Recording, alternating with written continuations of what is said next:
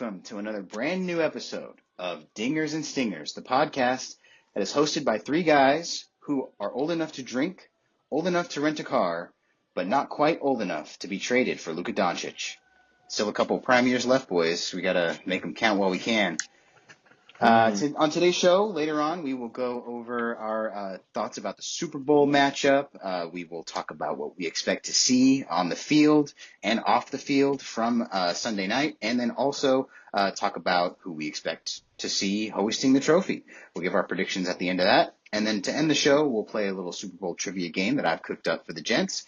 They'll go mano a mano for that. But first, we want to kick off the show by talking about, look, we've said it since the show started that we are mainly an NFL and MLB podcast, but that we would, if forced by a story that was big enough, dive into another sport if we needed to. And well, the NBA called our bluff on Saturday night when out of nowhere, the Dallas Mavericks traded 25-year-old perennial all-star Luka Doncic to the Los Angeles Lakers for Anthony Davis, a first-round pick, and a guy who will be a wonderful sports bar trivia answer for years to come, Max Christie. So we wanted to get our thoughts out on this. Obviously, this was huge. A lot of huge trades happening in the NBA right now as well. So, it's a big season for that. But my question for you guys regarding the Mavericks, Lakers, and I guess Jazz, if you want to put them in their trade, is what the hell? Yeah. I mean, it's crazy. A trade has to be pretty massive for me to take note of it immediately in the NBA. Because I'm not the biggest NBA fan. I check in here and there, but I'm not an everyday watcher or anything. I knew when the tweet was shown to me by Dallas that this was something else, something we have not seen maybe ever. It just, we can talk more about this, but my overarching feeling is like, why the hell did the Mavericks do this? And then the last couple of days, it's been just like a smear campaign coming out of their camp about why they had to trade Luka Doncic. I think just trying to cover their butts here because there's really no justification for that. Yeah, dude. I mean, I think the same thing. It's crazy that all this went down, and the fact that it was so under wraps. I follow basketball a little bit closer than you do, not like that close, but from everything I saw, this was not like something that was public at all. Usually with trades, there's rumors. I mean, the Jimmy Butler stuff, like, he gets traded today. That's been rumored for months. Like, we've known for months. He asked to be traded, Yeah, basically. yeah. And it's just like, usually when you see these types of guys, especially the high profile trades, a lot of times, right, it's these more like public showings.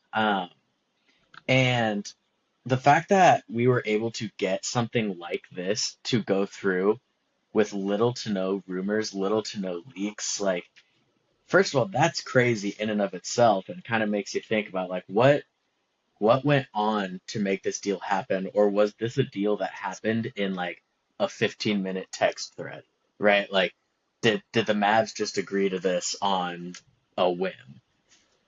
It sounds like whatever this guy's name, Nico something, whoever's running the show over there for the Mavericks. Nico Harrison. Sounds like he just called up the Lakers and was like, you know what, we want to get rid of Luka, and then Lakers, of course, were like, yeah, we'll take him. And the deal got done. It like no one else got involved. I mean, just think of like the costs for like other recent trades. Like I remember the Celtics before last season when they traded for Kristaps Porzingis. They gave up like Marcus Smart and then like there was like a 3-team trade and there was like multiple first round picks involved. Two very notable players, like Anthony Davis is what, like 6 years older than Luka Doncic. I believe he's 32. Yeah, and Luka's like 25. And one first round pick that is 4 years from now. Like that, that's just, I mean, that's abysmal. There's no coming back from that. It's Yeah, franchise altering.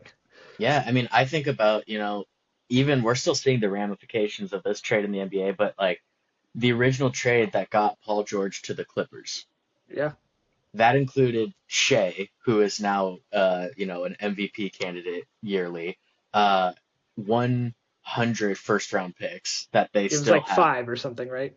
Dude, Six, I'm five pretty or sure it six. was like 7.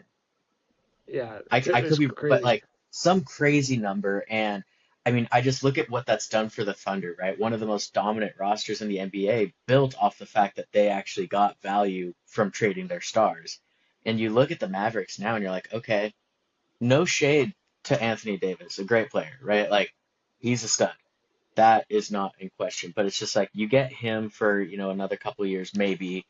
Um, but you all of a sudden have aged your team a lot. You go from Yeah, Luka, Kyrie, Derek Lively to now it's like Kyrie, AD, Lively Clay maybe coming off Thompson. the bench, Klay Thompson. It's just the team now feels old and you didn't get a lot of future assets. So it's You just this got nothing. interesting.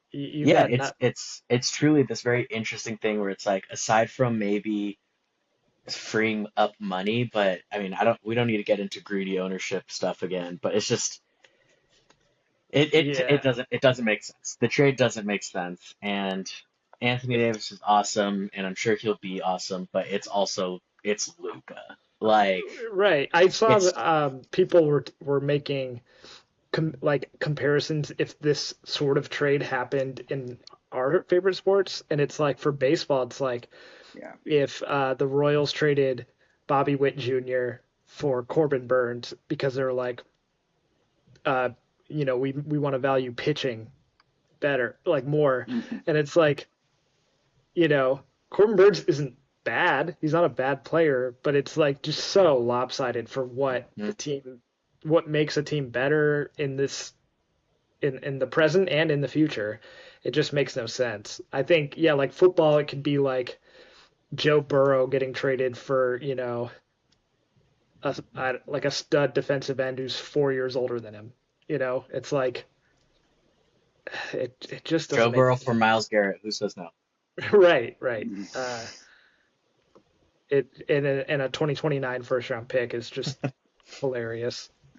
Yeah, I mean, maybe by it's then crazy. LeBron's retired and whatever. Maybe the Lakers are worse, and so it's a higher pick. But that's just that's nothing. For the Lakers to be bad though, I mean, you're talking like by Yeah. that time, Luke is going to be in his late 20s. Like, he's going to be really, really a dominant player, barring some extreme No, circumstances. yeah, it's just And like that. it's, That's like it's, the only possible redeeming quality is that maybe that pick ends up being fine, but it's like that it just makes no sense. yeah. Like, And I mean, on the Lakers end, like, love them or hate them, the Lakers absolutely nailed it though, right? Like, they well, got yeah, so much but they value, don't. and like, they have post LeBron figured out now. They didn't, Like, but they don't deserve a lot of credit because it's like who wouldn't do this trade? they You deserve know, as much credit as they are the ones who got it though, right? Like, well, that's because Nico Harrison called the Lakers. I heard that Golden State got shut down. I heard they tried. Oh, did they? Is it? I mean, I But heard that. still, I mean, I'm that's basing just this all off of tweet, like just yeah. straight up tweets. I think it was in the press conference he said that he called the Lakers and other teams weren't involved, and maybe maybe other teams were, but that just I mean the disparity in value is just something we've never seen. Yeah, it's truly one of the most lopsided trades. But I don't know, man. It's gonna be crazy seeing Luka in LA. I mean, as a Yep. Rams fan, the Rams players are all over already. Puka, when he got drafted, the players nicknamed him Puka Doncic. So it's like it kind of, it works out a little better now. Yep. And they're immediately one of the favorites from the West, so we'll see what happens. Yeah. It's a bummer that there aren't any other sports teams in LA that are any good. or else, the city might have something to root for. But oh well. All right. Well, that'll do for NBA talk for today, I think. But yeah, obviously, we're all looking forward to see who that 2029 first round pick is. We will keep our notes and keep our eye out for when that happens. But we want to get to where we want to spend most of our time today, the Super Bowl. Super Bowl 49 or 59. I don't want to do Super Bowl 49 again. That's terrible. I don't want to do that one again. Super Bowl 59 is being played on Sunday night. And, we got, like it or not, the Kansas City Chiefs versus the Philadelphia Eagles. The Chiefs will be in the away whites. The Eagles will be in the home greens. Look, I am a long proponent of choosing the white jerseys if you get the choice, but that's just me. There's history behind, the white jersey team winning a lot. But the Eagles want to challenge that. They want to go right at everything. They want to go at the Chiefs. They want to go at the white jerseys. They want to take the hard way up, and no one can blame them for that. It's going to take place in the Superdome in New Orleans. It's always a great place to be. That place is going to Yeah, be it's gonna on be fun. fire. It's going to be That's gonna be rocking.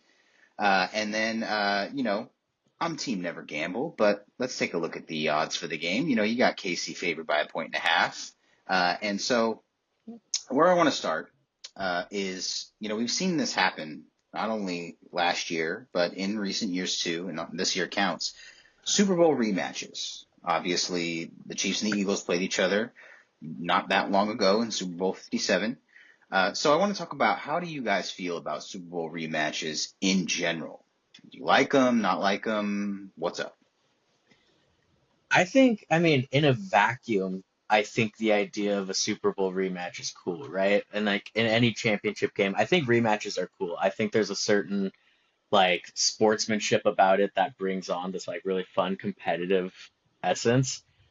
And I wish I could say that about this one, but I mean, like we've talked about, it just sucks that it's like some of the most annoying teams getting to rematch because there's way cooler rematches I would have loved to seen. But you know, in a vacuum, I think I'm pro rematch. I think it's really cool.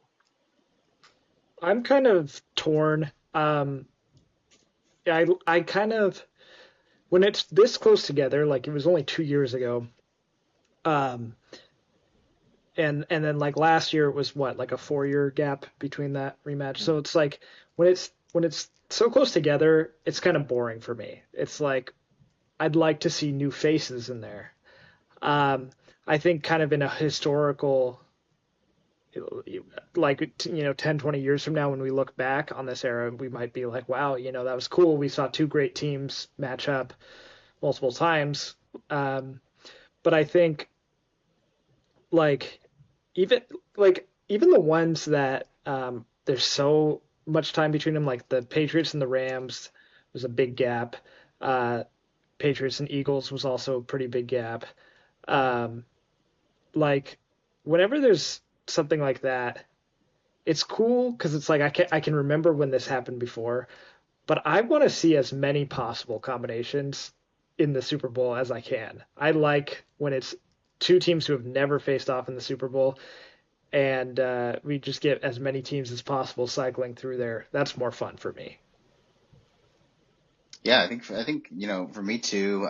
I think a part of it that plays into it for me is, when they're this close together, it is some of the same players too. So like it does feel more to me like a rematch than it would, than maybe Patriots Rams did, or Mm-hmm. Patriots Eagles, because these are a lot of the same players who played each other a couple years ago, especially some of the main players like the quarterbacks, and obviously the coaches are the same, and things like that.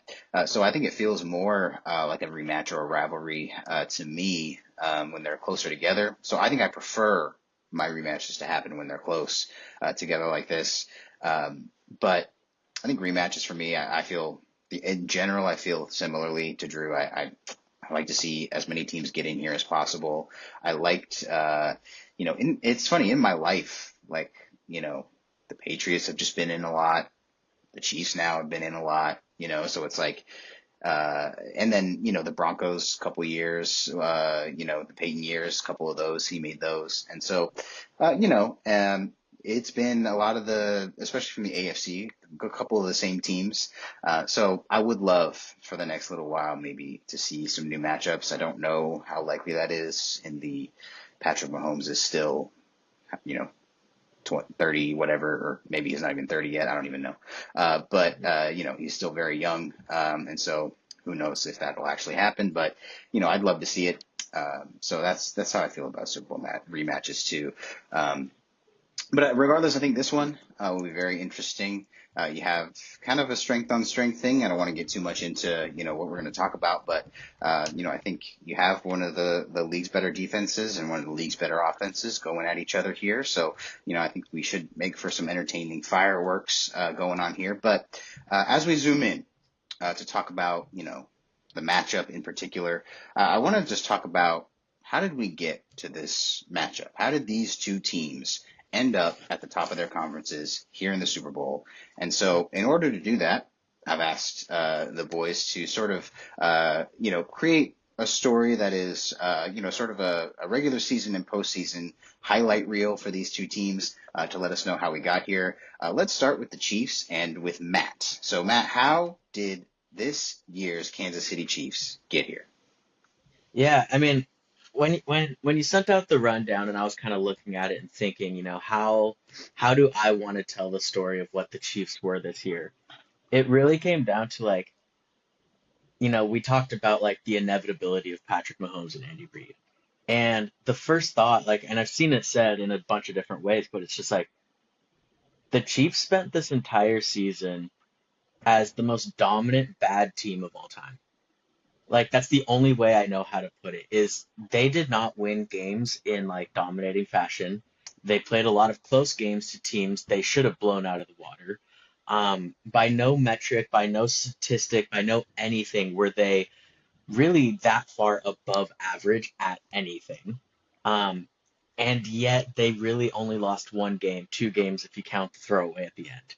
And, you know, you look at what they are able to do and they don't make mistakes in the big moments, and that's obviously a huge part of it. But like, I literally have like some of the stuff written down. Like this year, they were tied for 12th in turnover differential. They were like perfectly middle of the pack. It's not like they were winning the turnover battle. They were not doing these things because in my head, when I thought about them winning this year, you know, you're saying, you know, it's one of the best defenses versus one of the best offenses. If you were just to put that on a headline, people would assume you meant the Chiefs are the best offense. They were carried by their defense this year, but then you look at the defense, they actually didn't have that great statistically of a year. It's this really weird bizarre anomaly where it's just like a team where all the things keep falling in their favor for a season, right? And a lot of times when you see that, you see teams have that for a stretch of games, right? You think about the Giants when they took on the Patriots and ended the undefeated season. Like they had a stretch of games where things just kept falling into their favor, things that normally wouldn't. And it feels like that's just been the Chiefs all year, is they capitalize on their own luck, right? And yeah, it's crazy, man. I mean, I just keep reading this sentence over and over, but the most dominant bad team of all time. Because you put them roster next to roster with any of the teams in playoffs, I might have told you they were one of the worst rosters in the playoffs this year. Like legitimately, if you're just talking talent top to bottom. And they have good players, they have good pieces, but they've gotten some injuries to some of their top offensive guys, and they lost a lot of talent on the defensive side of the ball. And I don't know, it's remarkable in a way, and it makes me have to appreciate Andy Reid. And you know, the talk of officiating can be a topic for another day, but it's just I don't know. I kind of gotta respect it. Like I don't know how they did it. I wish the Rams could do it, you know. If I would gladly give up being flashy to win 14 games a year. So here they are. Yeah, absolutely. That's a perfect summation. You know, you hit everything. You hit the injuries. You hit the black devil magic. You know that the Chiefs seem to have this year. It's sort Hmm. of you know the thing the game I think of is just that Denver game, that first Denver game where Denver had Hmm. them. Adam beat. And it's just something happened. The universe chose the Chiefs because they Mhm. get the blocked field goal to end the game. And it's just that it doesn't happen in that moment that There much. was there was a number of games that were like that. I mean, you even look at their game against the Raiders. That was a one possession game where the Raiders were literally like a practice squad team out there. And I think they held the Chiefs to it was like what, like 17 points or something. Like the margin was so thin and like so razor thin. And the Raiders, I believe, had the ball last in that game. And it's just crazy. Like these Yeah, these games where they shouldn't on paper they shouldn't have won. Like and they just kept doing it. I think there could be uh, two two different things going on with that. I like how you pointed out in your spiel, like they take advantage of their luck. There obviously there is elements of good fortune, of luck involved in some of their wins, but they also don't let it go to waste. You know, when that happens, they take a win out of it. And I think that's part of it. I also wonder, as a team, they're very well coached. Patrick Mahomes is, maybe even if his stats don't add up, like most people would say, he's the best quarterback. Um, it's possible to me that they're like toying with their food a little bit, and they are good enough that these games all turn into wins regardless. But like, we're gonna make the playoffs. We know that. Uh, we're gonna make a run in the playoffs. We know that. So they just look like a different team in the playoffs. It's like, did they rest the whole season just getting ready for playoffs and just do enough to get by in all these games? I don't know if that's even possible, but it is such a strange season for them. Because yeah, here they are, and no one's like shocked that they're here, Mm-mm. but they did not look like a dominant team all year basically. No, and I mean it's like because I had that thought too of like, is it possible that they were just kind of dogging it all season, right? Like they're only using half their playbook. They're only using a quarter of their playbook. Some of their players aren't getting to use all their routes, etc. The whole thing of like Travis Kelce, like he seems to go on these magical playoff runs. And granted, last week wasn't like that great, but it could still happen. And he's been good this playoffs. And it's just like I don't know, because if you've been a football guy your whole life, there's one thing you understand, and it's that you can't mess with just like getting wins. Like you have to just get your wins. Great team or bad team. Like you can't just, you know, you have to take every week seriously. That's like the whole thing of football because there's only so many games. And the idea that a team would be so confident and good enough to do that is crazy. I mean, if this is a team that genuinely won 14 games playing 75%, I'm handing it to them. They're the best team of all time, They went right? 16 or 15, I guess, right? Because Or yeah, they 15 and 2, 15 and 2. yeah. Yeah, so it's like, if there's a team that's not even trying their best and they're winning 15 games in the NFL, Yeah. like, That's bro, why I tagged on is that even possible? I don't know, but I don't know if it is, but if that's the case, then I guess Patrick Mahomes and Andy Reid are just the go-to duo. Like, I don't know. It's crazy. It's crazy what they're doing. Yeah, and just, so that's how the Chiefs got here. They find themselves here again. The last thing I'll just say is I just had the thought, like I just remember when Andy Reid left the Eagles, I thought he was cooked. He wasn't even started yet. Yeah, so that's how the Chiefs got here. Hmm. We'll go to the Eagles now. Let's see how they got here with Drew. yeah. So as we've already mentioned, the Eagles were here 2 years ago. They lost a heartbreaking game to the Chiefs in the Super Bowl. It was a close one. Um, and there are a lot of similarities between this team and the team that made it 2 years ago. They have the same head coach, they have the same quarterback, a lot of the same receiving weapons. and some guys on the defensive side of the ball. However, right after that Super Bowl, they lost their offensive coordinator. Jonathan Gannon took the head coaching job with the Cardinals, and their offensive coordinator, Shane Steichen, went on to coach the Colts. So neither coordinator is the same as it was 2 years ago. It's been Vic Fangio the last 2 years on the defensive side, and then Kellen Moore is new this year to the Eagles for their offensive coordinator. So they looked a little bit cooked at the end of last year. So they made the Super Bowl 2 years ago. Came close but lost. Then last year they started off 10-1 before losing 5 of their last 6 games, and then also their only playoff game. Jason Kelsey, their center, retired. They traded Hassan Reddick to the Jets, and it seemed like maybe Hmm. the Eagles' window was closing.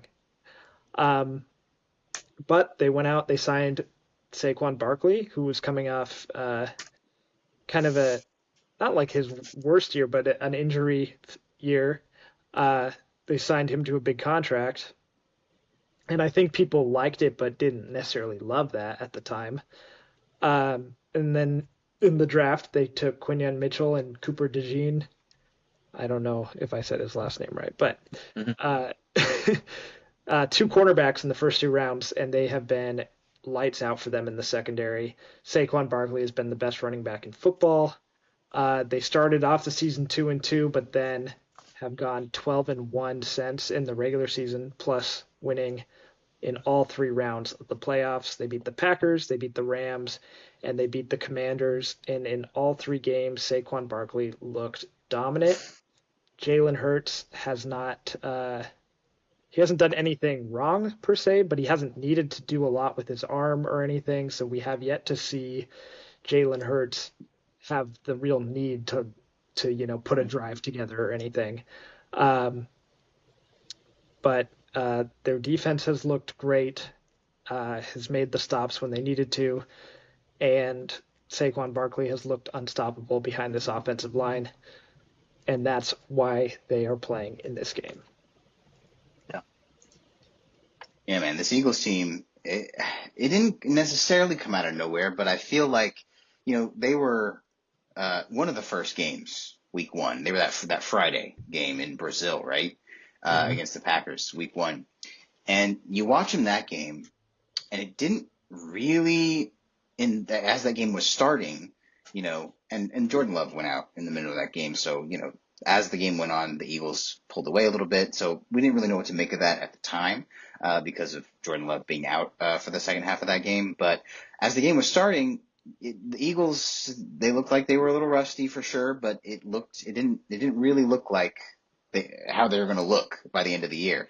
And so I think, just thinking back to that week one game, thinking how maybe it's over for the Eagles. Maybe this is, the year that the NFC East is opened again. Let's check it out.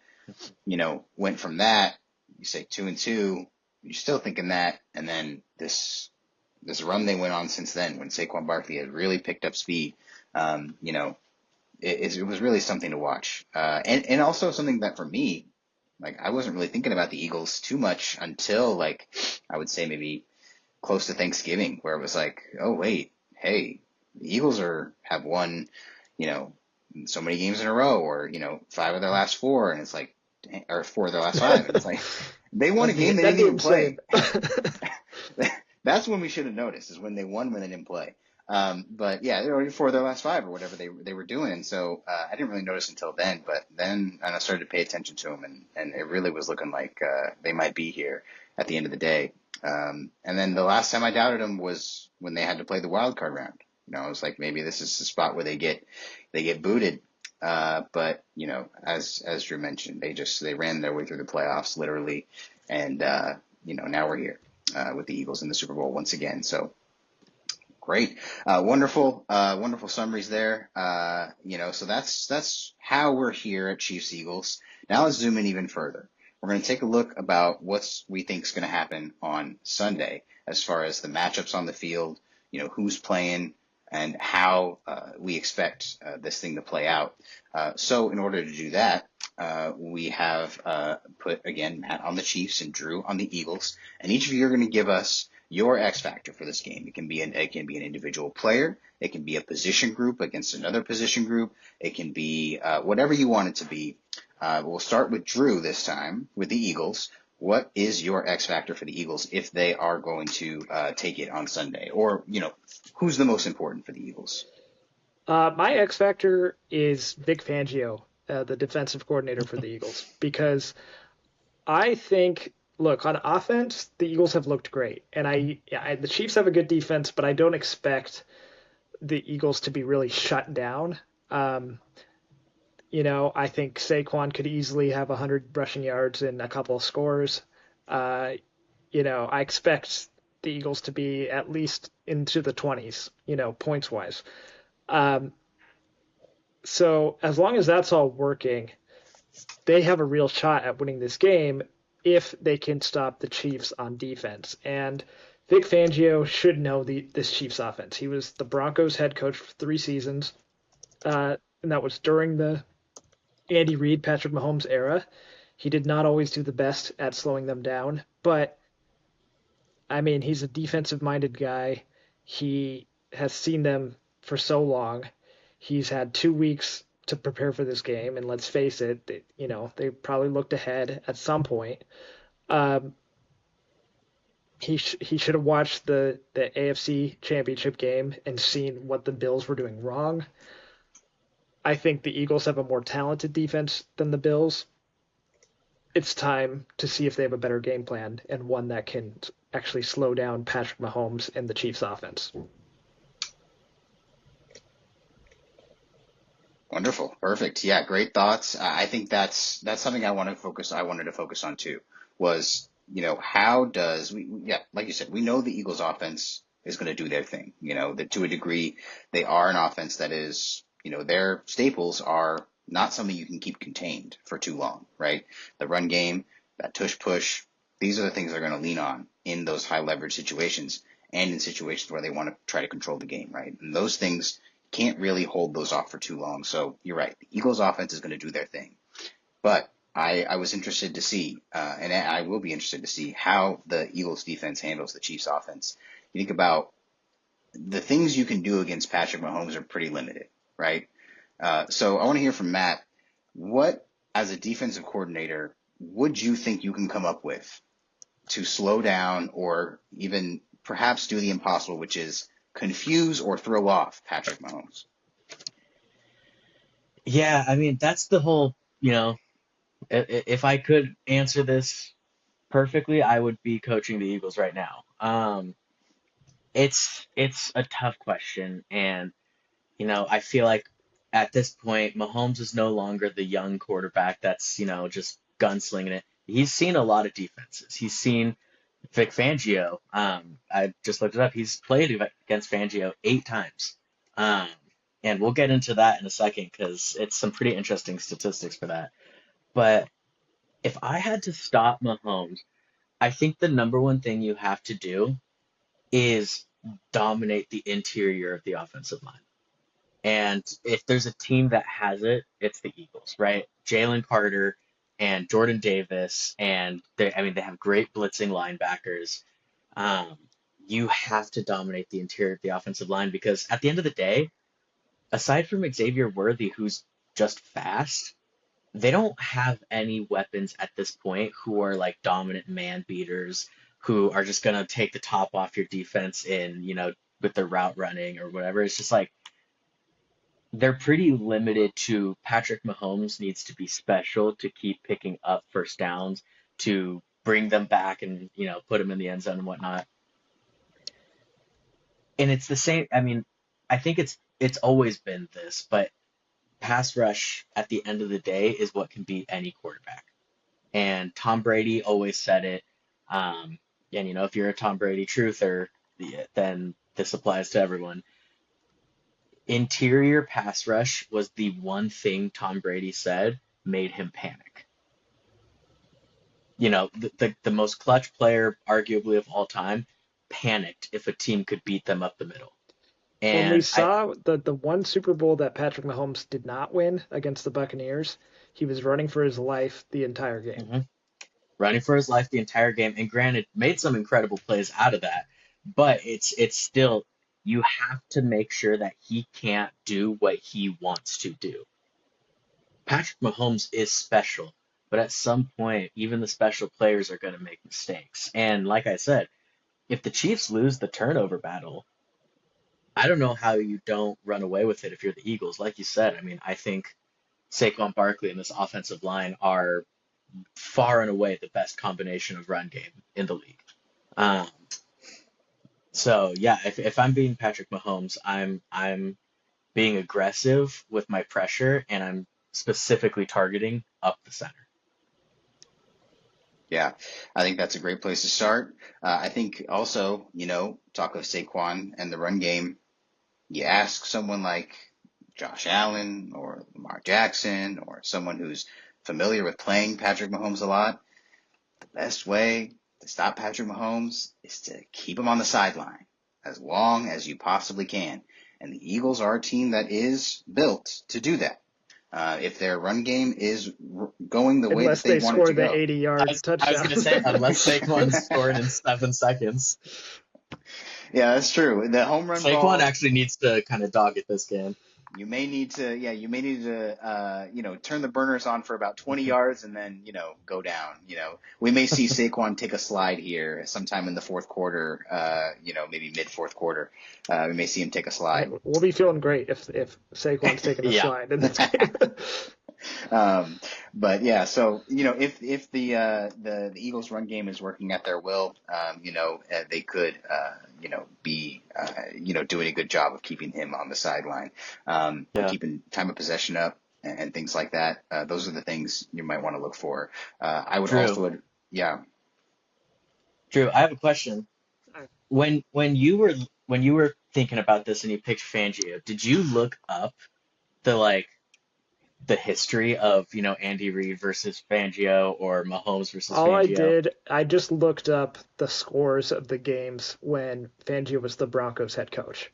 I know he Okay. never beat Mahomes. I knew that before even looking, but like there's some lopsided games in there. It is 8-0. Mahomes has never lost to Fangio. And if you go back even further, Andy Reid, however, has a very bad history against Vic Fangio. So it's this really interesting combination where Fangio does not beat Mahomes, but Andy Reid's offenses like very much underperform. I shout out to Reddit user strict dash letterhead 621 for the spreadsheet Oh shit. because it's. Yeah. My fake But spreadsheet I planted is working.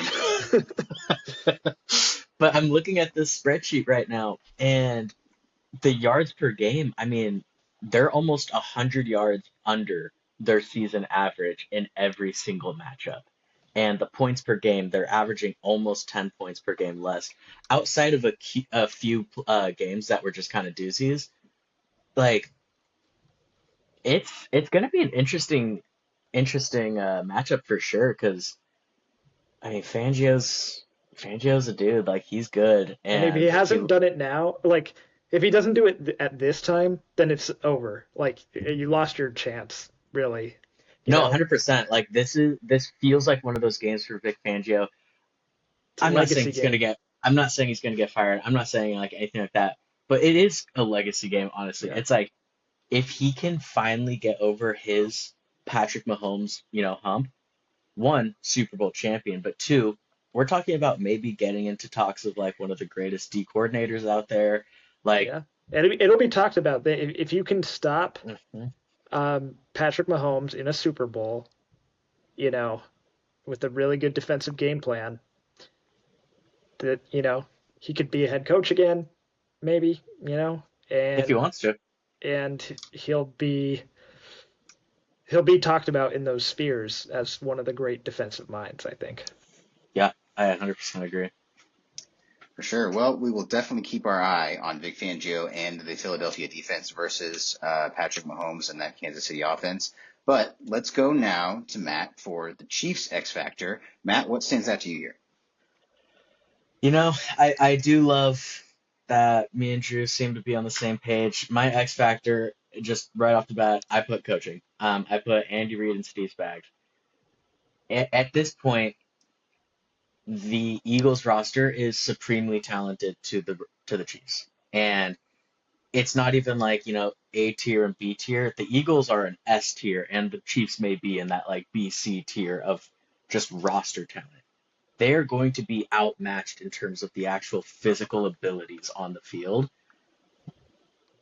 But at the end of the day, it's like I said, how the Chiefs got here is magic and taking advantage of their luck. And I think a lot of that comes down to coaching. I mean, they've played better rosters on their way to the Super Bowl, and they've beaten teams that I would say were better than them on their way to the Super Bowl this year. And we talked about it, like just the absolute coaching masterclasses that Andy Reid and Steve Spags have put on in the clutch moments of these games. I think that's what it comes down to because I don't trust Nick Sirianni as a head coach. I just don't. And I like Kellen Moore as an offensive coordinator. He had a great offense with the Cowboys. I think part of that was a little bit product of the players that were there. Um, and then Vic Fangio is awesome, but you look at the stats and it's like he's never been able to elevate to the level that he would need to for this type of game. And so I think, I mean, the X factors have just got to be coaching at this point. I don't know how you can go against it because if it's not for the coaching, the Chiefs aren't in this position at the end of the day. Yeah, absolutely. Interesting. It's an interesting thing, like I think coaching matters so much when you get to this stage. Who's Hmm. leading the team and who's leading the locker room really matters so much when you get to a stage like this. You think about, teams that win Super Bowls, they're coached by guys like Pete Carroll. Mike Tomlin's won a Super Bowl early on. You have Bill Belichick obviously winning many, many Super Bowls. These guys that are really, really strong leaders and also really, really strong football minds as well. Guys that they just know what it takes to compete and to motivate people to compete perhaps at a level higher than what they thought they were capable of competing before the game starts. You know what I mean? So, yeah, I think it'll be very interesting to watch that Chiefs sideline and how they handle those players. I think, too, let's be honest, you think the Chiefs, you've been here before, maybe not that much pressure.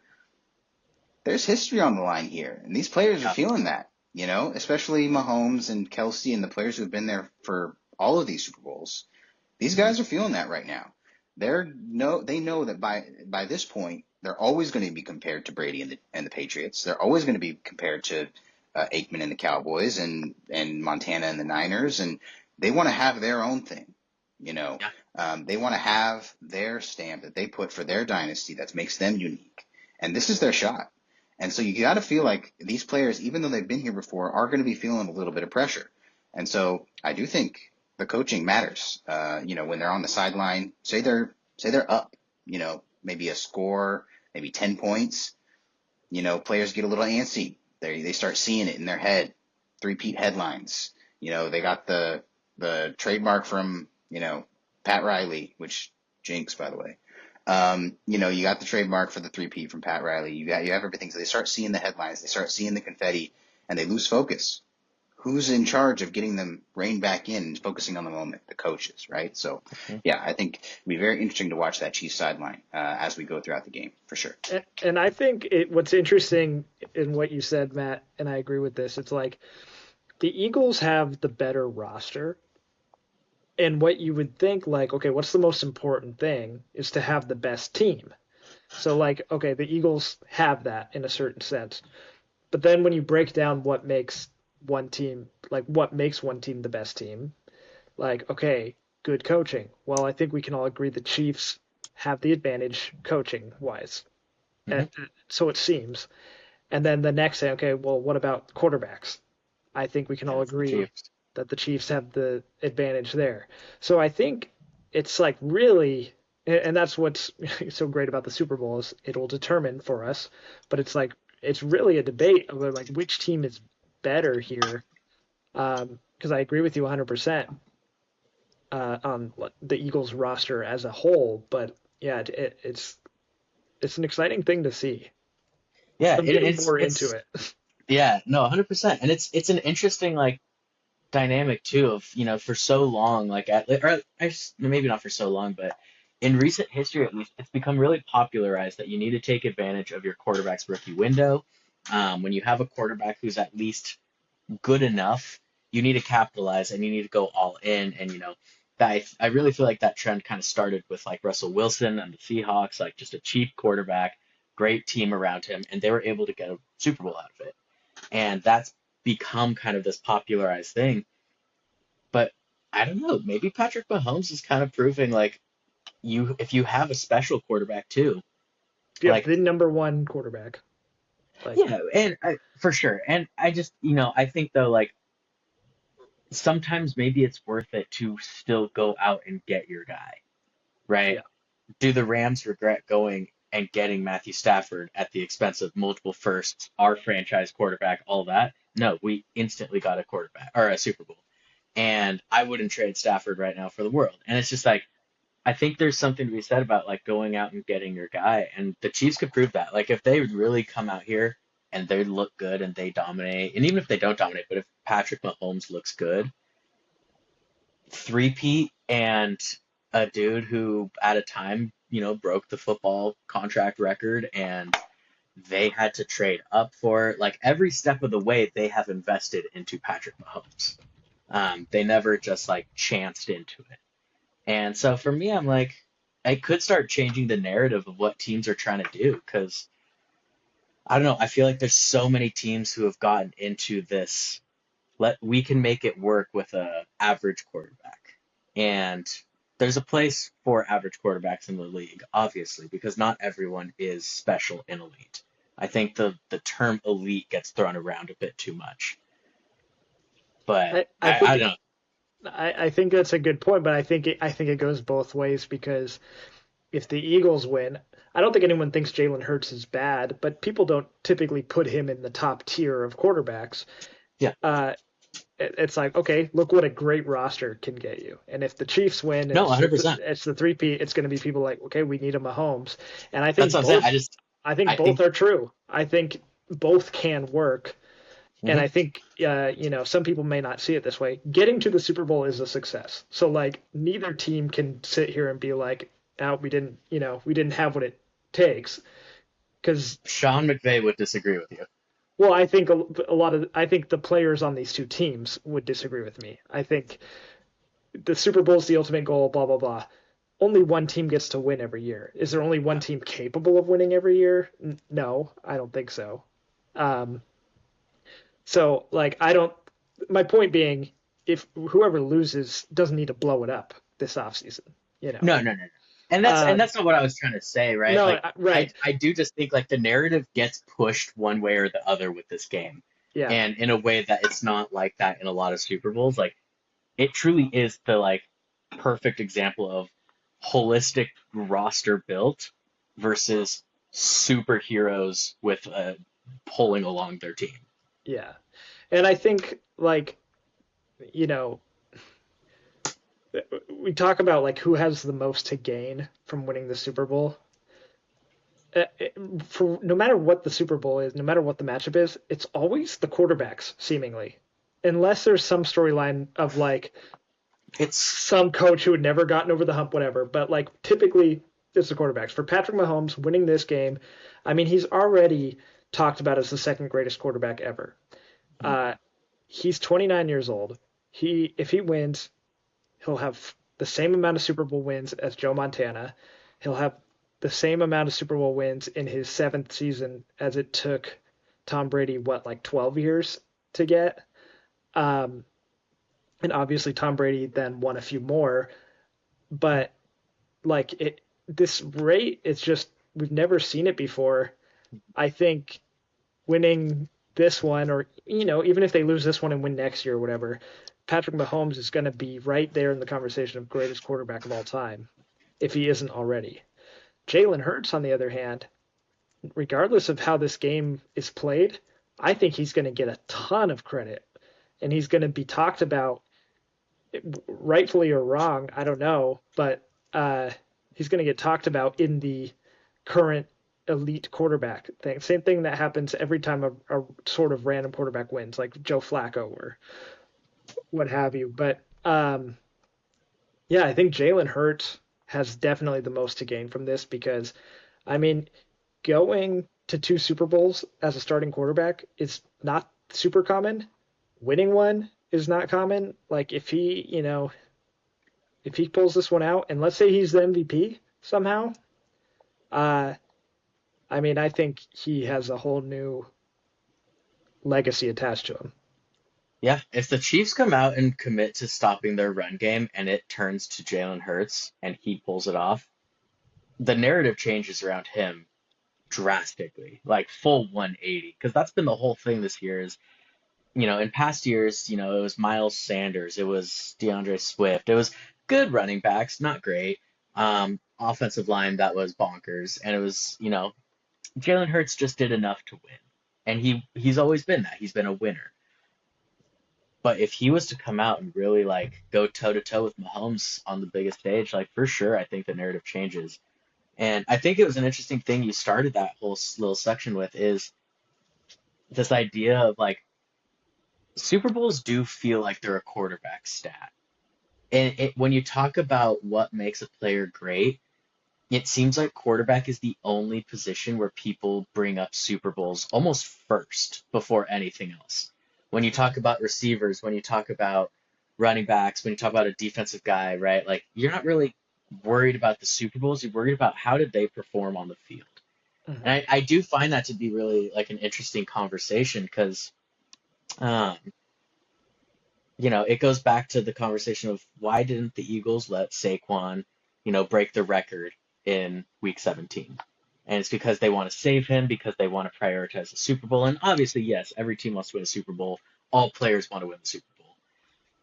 But I don't know. I feel like there's this interesting thing because if he was to have broken that record, if you look it up, people are going to try and dismiss it because he got an extra game over Eric Dickerson, yada, yada, yada. He did it on less carries. And so to me, the greatness still stands. And I don't know. I could go on this forever. We don't have to talk about this, but I just think it's an interesting topic that we could talk about is why Super Bowls only seem to matter to quarterbacks and not to other positions. Because if you look at some of the other greats, they really don't have playoff or Super Bowl success.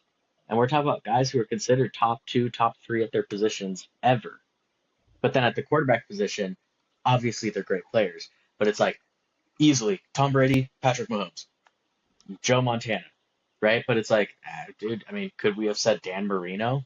Like a guy who genuinely, we throw the term around a lot of like, breaking tradition and just being like a trendsetter in your own generation. He actually was that. Like he was putting up today numbers in an era of football that didn't do it. Yep. And so it's, was Dan Marino the best quarterback of all time? We're not, we don't have to get into it, but it's just, I think it's interesting that Super Bowls only seem to impact those types of conversations Mm. for quarterbacks. Yeah, I mean, I think the really simple answer is they're touching the ball every single play. Uh, you know, they obviously have the most, uh, like involvement in the game.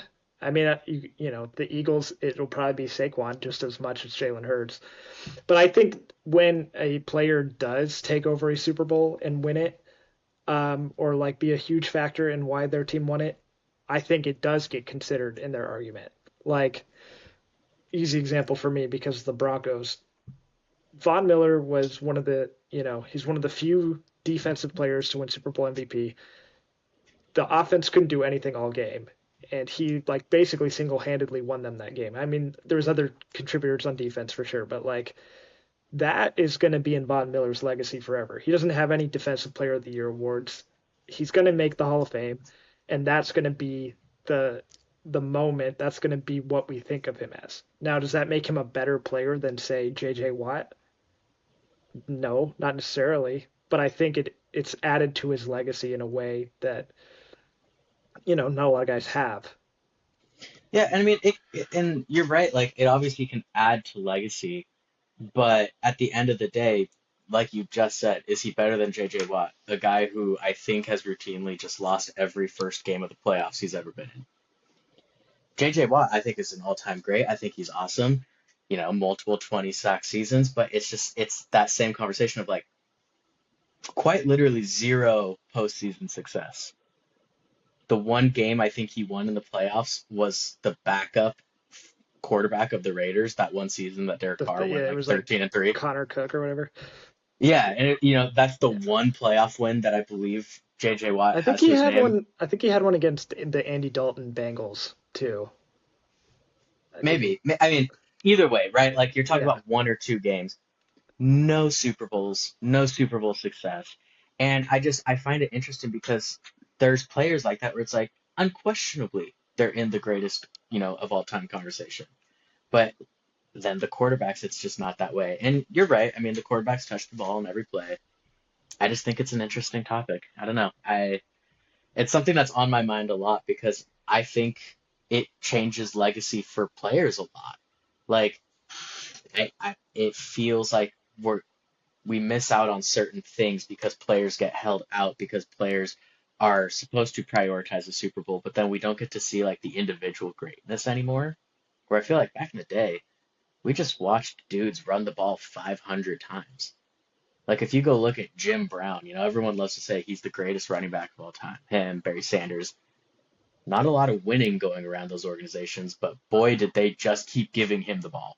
Hmm. Like, and sometimes that's what it was. Is the greatest of all time was the guy who just got the ball a lot. Yeah, I don't know. certainly. Absolutely. And look, at some point this offseason, a quarterback is going to sign a contract that makes us talk about quarterbacks and how,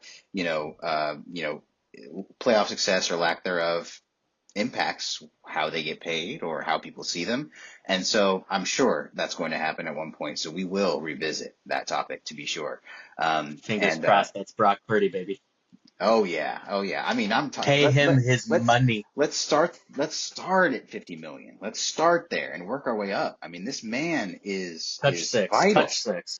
He's vital to the success of everyone in the NFC West besides the Niners. And I mean, that you can't put a price on that.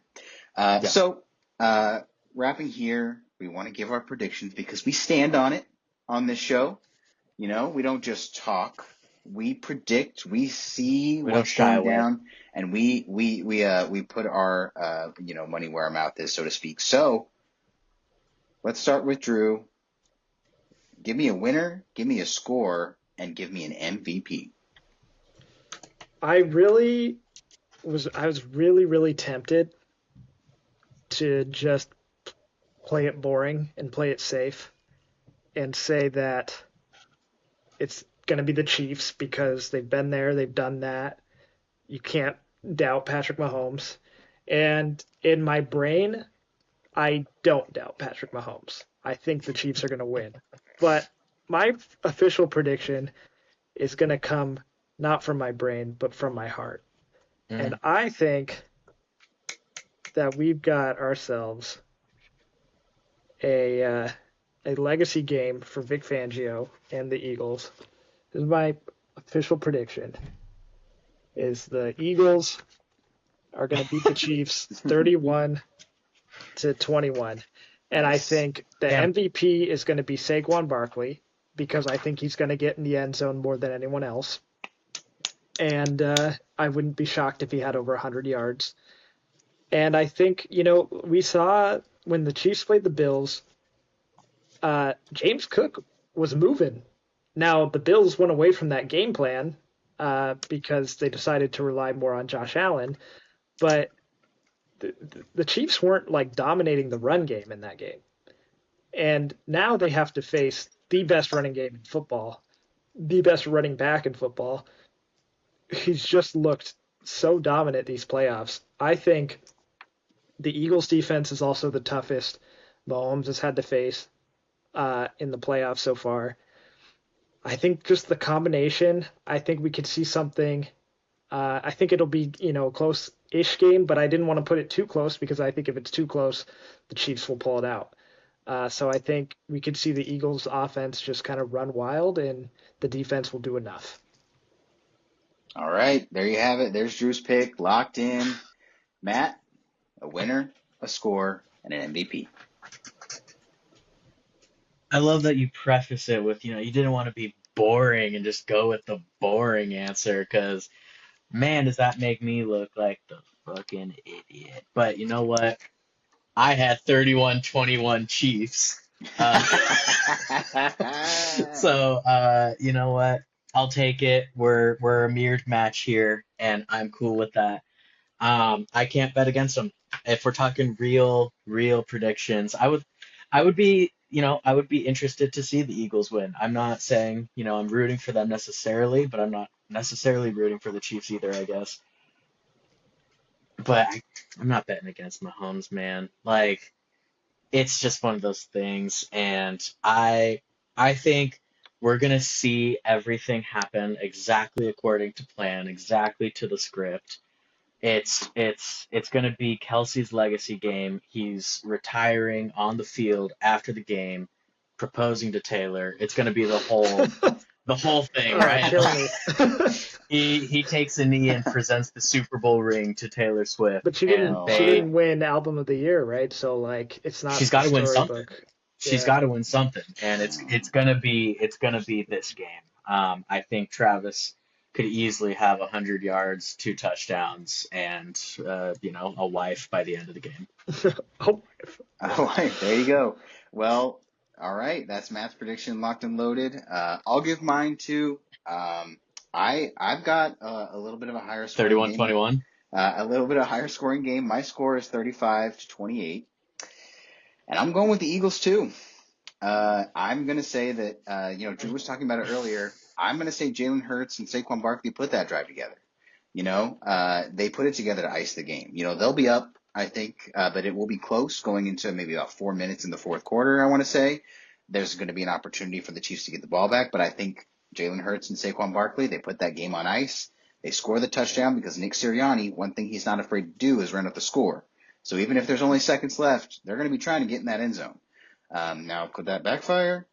Yes, they can make a mistake. But I think I've got 35-28 Eagles. My MVP, I go back and forth.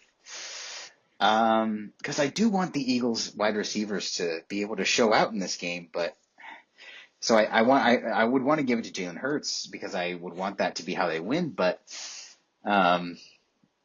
yeah, I'm going to go, to be different, I'm going to go with Jalen Hurts. Jalen Hurts is the MVP in a 35-28 win. And if there's never a clear MVP, they give it to the quarterback anyway. Pick the quarterback. So, yeah. Pick the quarterback for sure. So those are our Super Bowl picks, and they're locked and loaded. You can always come back to them when the game is over to see how we did. I know we will. But those are our Super Bowl thoughts. That's how we think it's going to go down. It's going to be a great game regardless. It's going to be a great halftime show too. I'm a big Kendrick fan. Yeah, big Kendrick fan. So we're going to love that. And the commercials. We love the commercials. I'm a big Drake hater. So this is great for me too. Speaking of commercials, you guys see Nate? Oh, I heard. Yeah, he like Nate. got So his Doritos for those, commercial. for those that don't know, someone that we knew in college, one of our friends in college, won the Doritos Super Bowl commercial contest and will be at one of the Super Bowl commercials, which is crazy. Like he like works for Zach King and all that. Yeah. So I'm not shocked that he could put together a good Doritos commercial. For sure, but like, dude, that's still like a national competition that is like highly sought after. Like, my man's just won a lot of money and a commercial in the Super Bowl, which costs $15 million for 20 seconds, right? Like, it's crazy. I don't know. I think it's really cool. Like, Super Bowl commercial, man. That's big ups. I didn't really know him. I know who he is, but all right, guys. So my friend good for him. Shout out Nate. Your Super Bowl commercial is going to be great. I'm sure we're all going to love it and buy a bunch of Doritos because of it. All right. So those are our Super Bowl thoughts. Now we're going to move on to a game of our own. I have created a Super Bowl-based trivia game for the gentlemen to play. They will go head-to-head against each other here while I read off the questions that I've come up with. We'll see who the ultimate Super Bowl knowledge champion is by the end of this game. And look, I want to set this up a little bit. I have 14 questions. I have a tiebreaker in the back pocket just in case.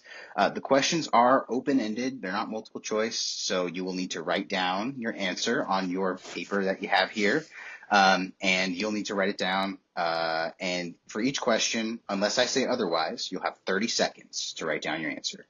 We want to keep it tight. This isn't going to take forever. Like, you'll know if you know the answer or not. A couple true or false in here. It's not going to be crazy. So 30 seconds, I feel, will be a good time. There are a couple where I allow more time, just because it involves a little bit more stuff, but we'll get there. Another disclaimer: these questions are not meant to trick you. I want you to get these questions right, so just take them at face value. I'm not trying to sneak in NFL championships from the 40s in here. You're not going to have to worry about that. This is just Super Bowl I, Chiefs Packers to today. So all the stuff that we know, fairly well, is going to be all that's covered in here. So other than that, last thing, some of these questions do involve listing multiple teams or multiple players. So feel free to abbreviate as you see necessary to fit the time.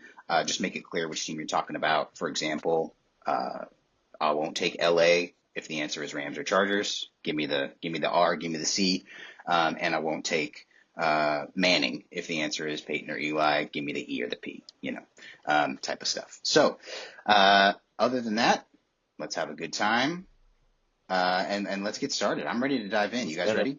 I'm ready. If I do this, is that reversed? No. It's all good. Yep, looks Incredible. good from here. My marker seems to have less confidence.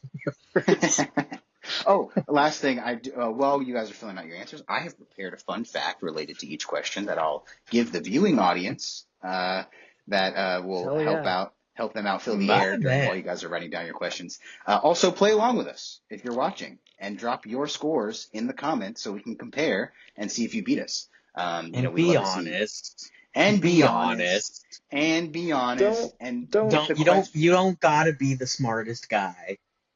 And I know you're lying, Elijah. So be honest.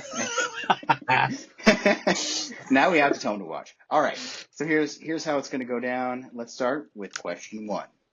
I want the lights to come down like Millionaire. But okay. Like I'm not in control of the lights. This is my house. All right. So question 1. 7 teams have won 4 or more Super Bowls in their team's history. For 1 point, please name 5 of them.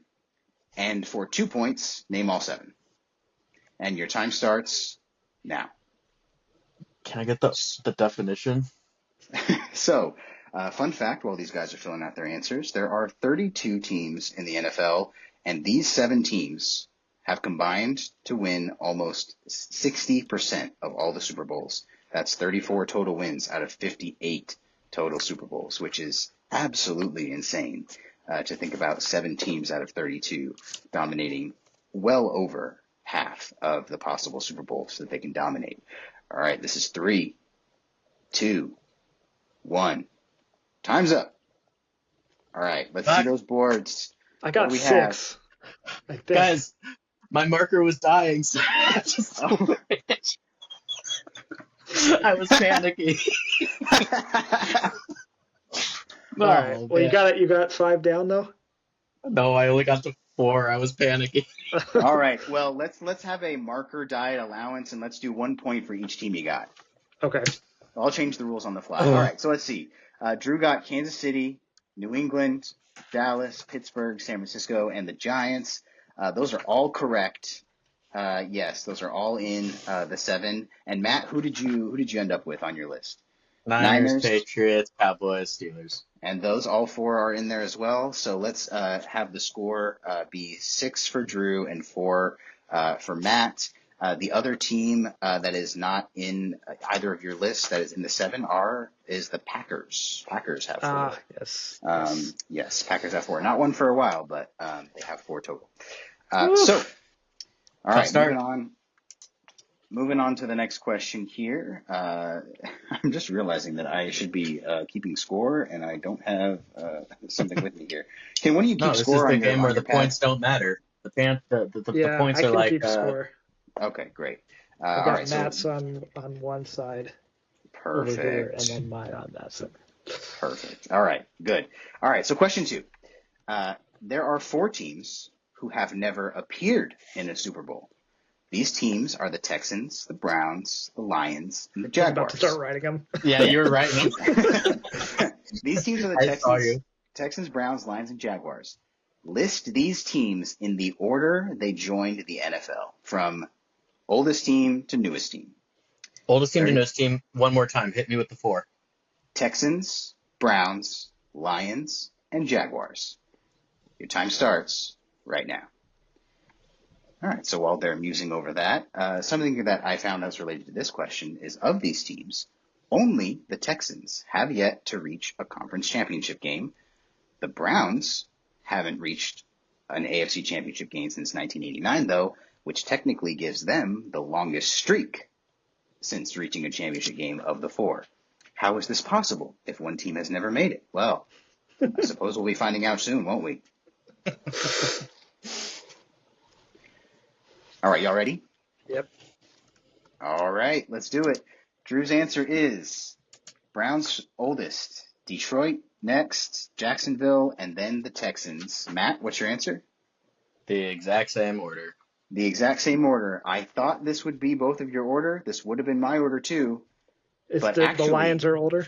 the It's the Lions Lions. are the older Ah. team between the Lions and the Okay. Browns. Yes, Okay, but true. are we saying by name? Because Cleveland had a team in like the 1800s that eventually became the Rams. Yeah, so the Lions by name joined the Okay. NFL in 1934, and the Browns by name joined the NFL in 1950. Okay. Yes. The Lions actually joined first as the Portsmouth something or others in 1930, which is way earlier than I thought. They were just the something or others. Do we get 2 points for getting the last 2 correct, or is it none because the whole order was wrong technically? Let's say no points. I'm a tough grader. Let's say no points. You got to get the Well, order we did right. the same thing, so it doesn't Yeah, really matter. doesn't but really matter. Yeah. Let's say no points. But yeah, and then for the viewing audience, Jaguars 93 and Texans 2002, which is why the Browns have the longest streak without an AFC championship game in this group, even though the Texans have never been. They're just babies. They're just a little team. One of my That's the earliest baby. sports memories was that there was going to be a new football team. And Yeah, it was yeah, the absolutely. Texans. Me too. It was like Not the I was like, Panthers. this must. I was 7, so I was like, oh, this must happen all the time. Like they just be putting in new teams everywhere all the time, and then not yet again. All right, so the score remains 6-4. Question 3. This one's a little more fun, a little easier. I might not even get through my fun fact when you guys are done. 2 teams are tied for the most Super Bowl losses. All you got to do to get the point is tell me both teams. So, related to this question is often to cheer up fans of the team that didn't win the Super Bowl. People will remind them that every year 31 teams don't win the Super Bowl, which is true, but if you think about it, of those 31 teams, only one team lost the Super Bowl. So, it doesn't really help much. All right, boys ready? Yes, sir. All right, let's see those answers. Drew said Broncos and Patriots. And Matt said Bills and Vikings. The answer is Patriots and Broncos. Drew is correct. 5 losses each. The Patriots Bills and Broncos. and Vikings have both lost 4 and never won any, but True. But the Patriots and Broncos have lost 5 each. that's 1 which point. is And I should have known because Yes. you guys just talked about the fact that the Broncos have been to all of the Super Bowls, and they don't have that many wins to win. The Patriots have been to 11, I think, and the Broncos have been to 8. I should have known just the sheer volume. Yeah. right. All right. So a little bit of a hill to climb, but bonus points are on the way, Matt. So don't worry, you're still in this. 7-4, Drew, going into question 4, which is this. We talked about this a little earlier, actually. Super Bowl 50 was the first one not to use Roman numerals in the marketing logo. Still the only one. I assume it will be the only one forever unless there's another equivalent of Super Bowl L that they can't do. Von Miller was the MVP of that Super Bowl. True or false, Von Miller was only the second linebacker to ever win Super Bowl MVP. True or false? So, fun fact about that, Von Miller was the last defensive player to win Super Bowl MVP, and Super Bowl 50 was only the 10th time in Super Bowl history that a defensive player has won the award. Always an offensive award, it seems. And as we mentioned earlier, almost always the quarterback. You guys ready? Uh-huh. All right, let's see those answers. Pop them up. Drew says false. Matt says true. The answer, of course, is false. He was the fourth linebacker to win MVP, joining Ray Lewis, my guy, Malcolm Smith, in Super Bowl 48, and a guy named Chuck, who played for the Cowboys at some point. Before I was born. Lawrence Taylor never had one. I was assuming he had one. See, yeah. I only remembered Malcolm. Lawrence Taylor does have one, but he was officially listed as a defensive end. Oh, gotcha. So, yes, I did make sure to double check that because I thought that the same thing. But he does have an MVP, yes. All right, so Drew gets the point there. No points for Matt. Now 8-4 remains the score. Banana kind of game. Banana kind of game. So, question 5. This is a little bit off the sports path, but it's related to the Super Bowl. Super Bowl 27 was the first to feature an A-list musician as the performer at the halftime show. Who was this artist? And so fun fact about this, Damn it, Drew. I love this fun fact. This is probably my favorite one. I don't know for sure if I'm right. The NFL decided to start inviting popular musicians to do the halftime show because the year before, during Super Bowl 26, which is airing on CBS, Fox decided to air a live episode of the sketch comedy show In Living Color that took place during the halftime show portion of the Super Bowl, which drew a lot of viewers away from CBS, and they never really, they kind of didn't go back to the Super Bowl, or not as many of them did. And so the NFL decided that they needed a draw for the halftime so that they wouldn't get the ratings pulled away. So that's why the halftime show is what it is today. All right, you got your answer set? Yeah, it's great. I don't even know if this person ever performed. All right, Drew says Michael Jackson. Ain't no way. Matt says Michael Jackson, and I got to tell you, the answer is Michael Jackson. Yes. Almost nobody that would have been better at that time for the NFL to guarantee that future artists would sign up to do this thing. If you can get him to do it at that time, then you can get anybody to do it at any time. And, you know, as we know, it sure worked. All right. It's crazy that I almost put Prince, which would have felt insulting. He did it Prince, in, like, his older years. Yeah. Yeah, eventually he would do it. Purple Rain in the Rain. You know, who could forget that? All right. So point to each on that one. So no change in the margin, but Matt's moving up in points. All right. So question 6. We all know this year's Super Bowl will take place at the Caesars Superdome. For a point, please name the venue for next year's Super Bowl. Super Bowl 60. So, fun fact for this one, Sunday's Super Bowl will be the 8th Super Bowl to be played at the Superdome, which is the most of any NFL stadium that is currently standing. Although Miami metropolitan area still holds the record for most Super Bowls hosted by a city with 11. Still has 11. All right. Y'all ready? Let's see those answers. Drew says Levi Stadium, and Matt says Levi Stadium, and the answer is Levi Stadium, home of the 49ers in Santa Clara, California, home of Super Bowl 50. They were slipping all over that field. They sure were, and hopefully they'll have something figured out for next year's Super Bowl. Probably not. But I look forward to personally seeing Geno Smith plant the Seahawks flag at midfield when they win the Super Bowl next year. All right. So points all around. Points all around there. So next question. This is another true or false. True or false? The only two players that have ever won the AP MVP award and the Super Bowl in the same season are Tom Brady and Patrick Mahomes. True or false? The only two players that have ever won the AP MVP award and the Super Bowl in the same season are Tom Brady and Patrick Mahomes. So this fun fact is the AP MVP award has gone to a non-offensive player only 3 times since it began in 1954. And like we mentioned, along with the Super Bowl MVP, often goes to a quarterback. And this year will be no exception. We didn't even talk about that. NFL awards. talk about that maybe next week a little bit. And Pete Alonso signed with the Mets. And true that. We'll get to that as well when we talk baseball next week. Just so you know, all we're right. aware. Yeah, we know. All right, let's see those answers. Drew says false. Matt says false. The answer is yes, false.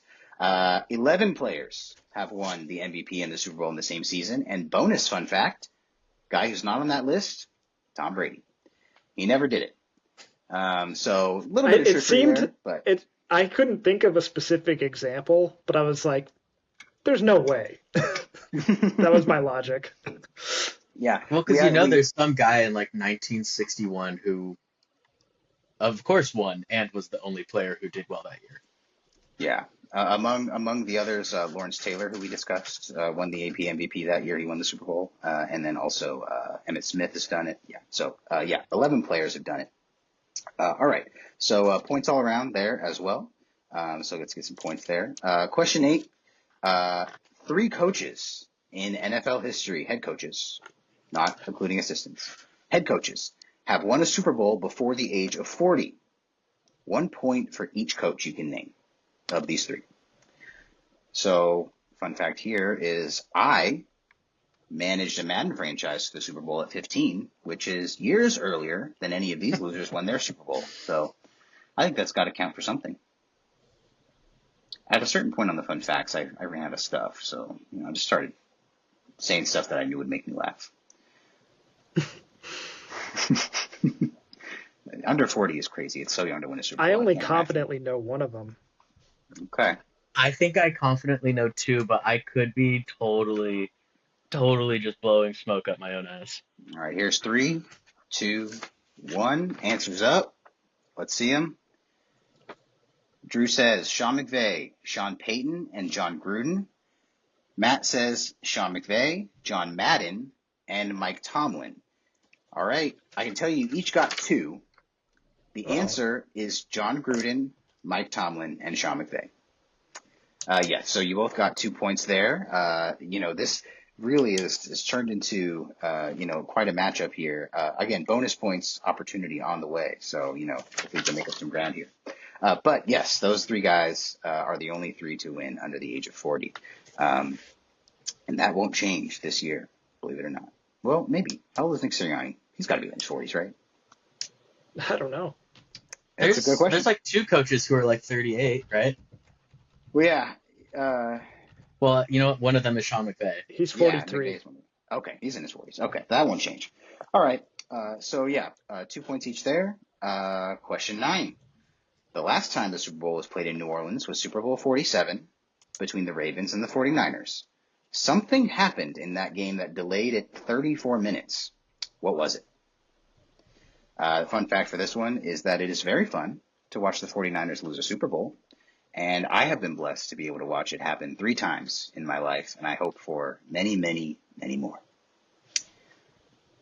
Including this one they lost. I know the Broncos ended up winning a few years later, but even more so than the Seahawks year, I thought that was the Broncos year. They lost to the Ravens in that double overtime game. Jacoby Jones. Yeah. Yes. All right, you ready for your answers? Yep. Let's see them. What was it that caused the delay? We have a power outage and a lights blackout. However you put it, you're both right.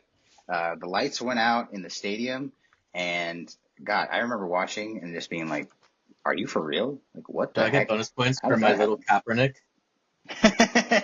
The kneel down of the Kaepernick, unfortunately, will not net you any points, but it does, net you some. Thought that was one of the bonus points. Some good vibes it nets you as well, I would say. But yes, a blackout that causes the stadium to lose power is the correct answer. All right, so points all around there. Question 10, only 5 questions left, so let's make it count here. In Super Bowl 48, legendary quarterback Joe Namath was the celebrity coin flipper. He made an error during his coin flip. What did he do wrong? So while they're thinking about this, while the guys are ruminating, fun fact is that Joe Namath played at quarterback for the New York Jets in the Super Bowl in 1969. This was the last time the Jets made the Super Bowl. which is so long ago. And I It's pretty funny. don't see that changing anytime soon. Blessings to Aaron Glenn, but who knows? All right. All right, here's your 3, 2, 1, and let's see those answers. Drew says, caught the coin, question mark.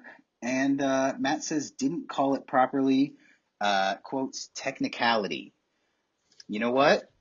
I'm going to give the point to Matt here because the answer is that he flipped the coin before someone called either heads or tails. The Seahawks were making the call, and the referee introduced him, and he just came out there and flipped the coin right away. Like Al Pacino reading Oppenheimer.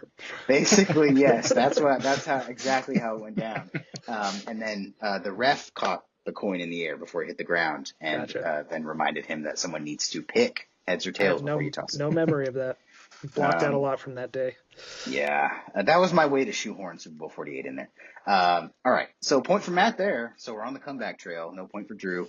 This is another true or false, question number 11. True or false? Only 2 Super Bowls have been decided in overtime. True or false? Only 2 Super Bowls have been decided in overtime. What do you think about that? Just so you know, the NFL has different overtime rules for playoffs and regular season. Seems like the only reason they might do that is if one set of rules were more fair than the other. It's probably not that, though. I'm sure both rules are fine. All right, we have our answers? Uh-huh. All right, let's see them. Drew says true.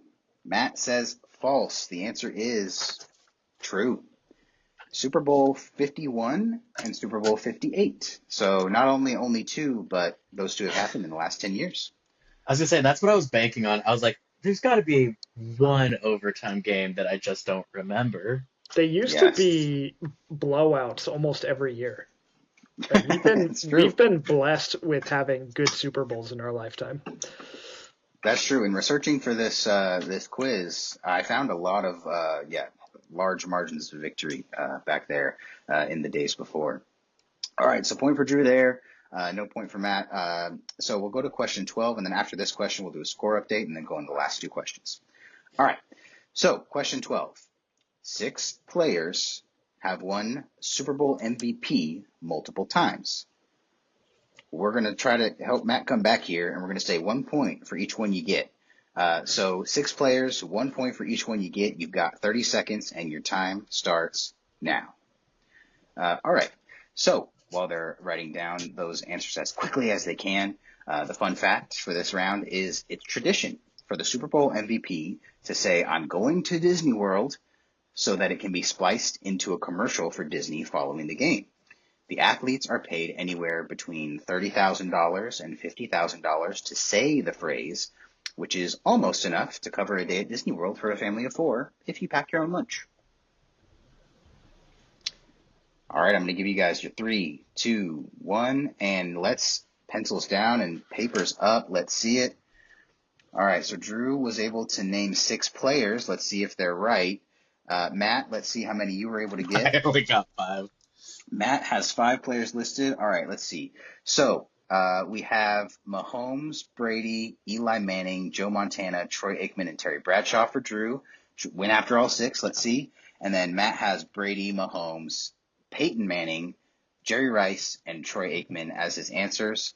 All right, so the answers are Tom Brady, Joe Montana, Patrick Mahomes, Terry Bradshaw, Eli Manning, and Bart Starr. I almost put Bart Starr. Yes, Bart Starr very early on in the Super Bowl history had a couple of them to his name here. So, Drew, help me score those. I got 5. Okay. I think Matt maybe got 3. Only get, you said Aikman? Let me see your list again. So then 2. Okay, so because you put Peyton Manning, not Eli Manning. Yeah. Right? Okay, yeah. Gotcha. All right.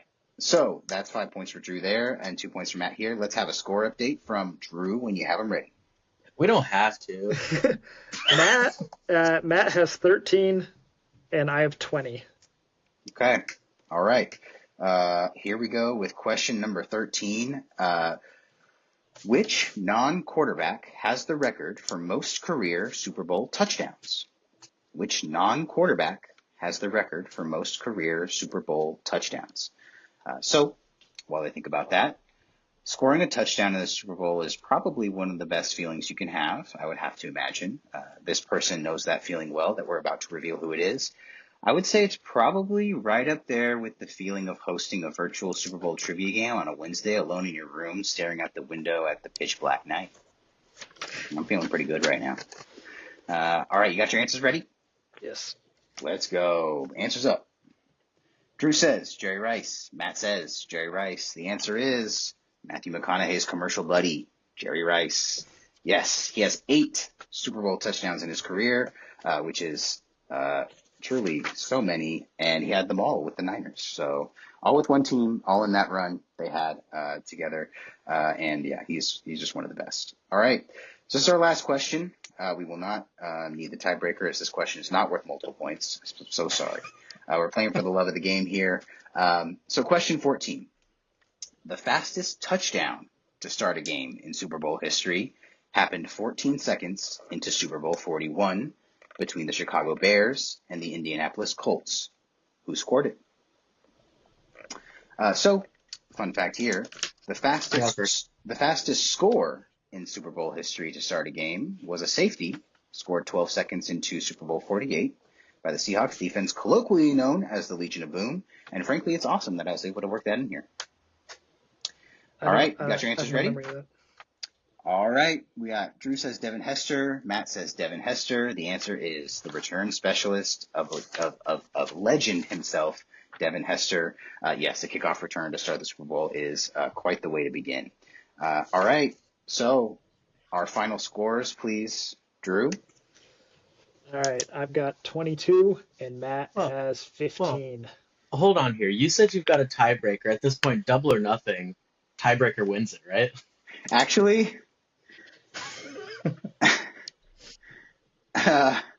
this question could be worth multiple points if we wanted to pay it that way. Drew is the winner, and let's see where we can get. The regular season winner. This is playoffs. I'm happy to now, hear baby. a bonus question. Yeah, we'll do the bonus question. We'll do the bonus question because I like it. This is the playoffs. I like the question. I actually didn't prepare a fun fact for this one, but I could probably make one up on the spot.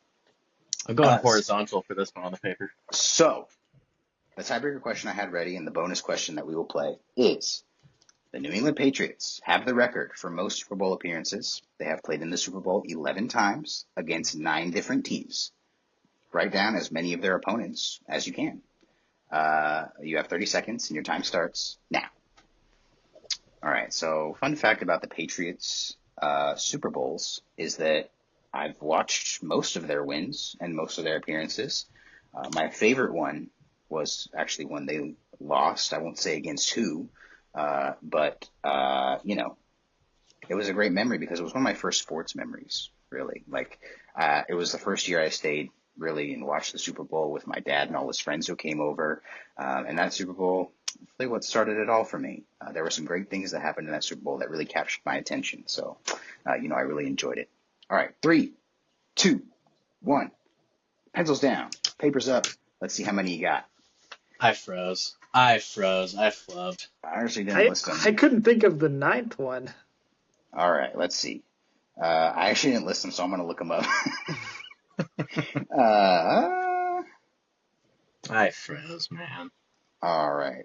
So Drew has the Bears, the Packers, the Rams, the Eagles, the Panthers, the Giants, the Seahawks, and the Falcons. Matt has the Rams, the Panthers, the Eagles, the Giants, and the 49ers. And let's see here. So their opponents were,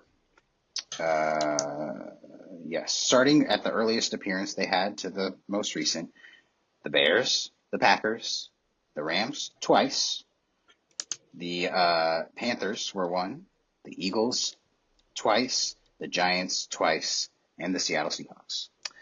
So those were their opponents here. Drew, which one did you miss, or did you sub one in that wasn't? No, I got all those. Oh, you got all those. Okay, good. That's 8, right?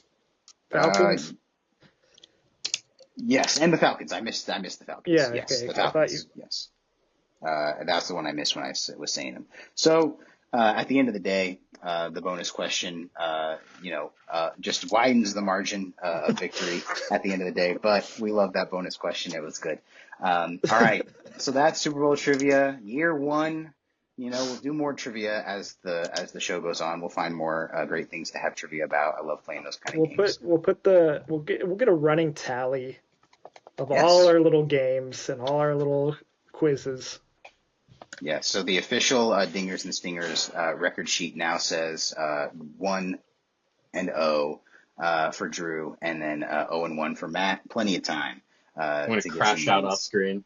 get some wins in the win column. I wanted to keep it, who's won the most Super Bowls? And your guys are going to get that. Let's have some fun and let's have some better questions. Dallas, I want to commend you. Those were good questions. There's a couple that were like, to me, easy, but for the most part, I had to think about each one, and Pretty I fun. like that.